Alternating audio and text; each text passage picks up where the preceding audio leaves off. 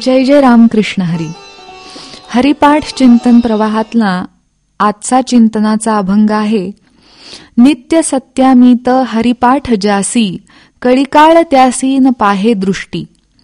रामकृष्ण उच्चार अनंतराशी तप, पापाचे कळप पळती पुढे. हरी हरी हरी हा मंत्र शिवाचा, म्हणती जे वाचा तया मोक्ष. ज्ञानदेवा पाठ नारायण नाम, पावजे उत्तम निजस्थान. याही अभंगात पुन्हा एकदा माऊली हरिनामाचं श्रेष्ठत्व सांगतायत. सर्वसामान्यपणे माणसाला भौतिक जगात ज्या गोष्टींची भीती वाटते त्यापैकी मृत्यूची भीती ही सर्वोच्च स्थानी आहे. पुरातन काळ असो किंवा सध्याचा आधुनिक विज्ञानाचा, जीवाच्या भोवती मृत्यू सदैव फणा काढून उभा आहेच. वर्तमान काळाचा विचार केला तर जागतिक पटलावर देशादेशांमध्ये होणारे संघर्ष, युद्ध इत्यादींमुळे निर्माण होणारी परिस्थिती सर्वसामान्यांच्या जीवनावरही वाईट परिणाम करते. वाढती महागाई, भ्रष्टाचार, वैयक्तिक मतभेद, कटुता या सगळ्यातून निर्माण होणारी असुरक्षितता इत्यादीमध्ये नैसर्गिक संकटांची भर, रोगराई या सर्वांचा एकत्रित परिणाम जीवितहानीमध्ये होताना दिसतो. म्हणूनच ज्ञानीजन आयुष्याला क्षणभंगूर म्हणतात. स्वतः ज्ञानेश्वर महाराजही आयुष्य हे पाण्यावरच्या बुडबुड्यासारखं क्षणिक असल्याचं सांगतात. अशावेळी मृत्यूभयावर विजय मिळवण्यासाठी एकच रामबाण उपाय म्हणजे हरिनाम आहे.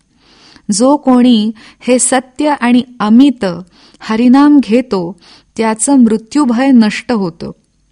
इथं सत्य याचा अर्थ शाश्वत आणि अमित म्हणजे अगणित असा आहे. हरिनाम पुष्कळ घ्यावं. आपल्याला होईल तितकं रिकामा वेळ वाया न घालवता सतत घेत राहावं. त्याची मोजमाप करण्याची काय गरज? असं सतत हरिनाम घेता घेता साधकाचं मन खात्रीने निर्भय होईल असं माऊली सांगतात.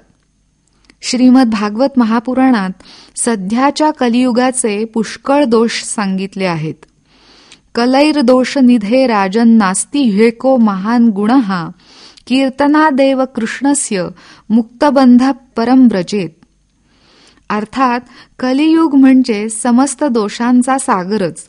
पण त्यातही एक महान गुण आहे, तो असा की जो सदैव नामसंकीर्तन करतो तो कलिदोषापासून मुक्त होतो.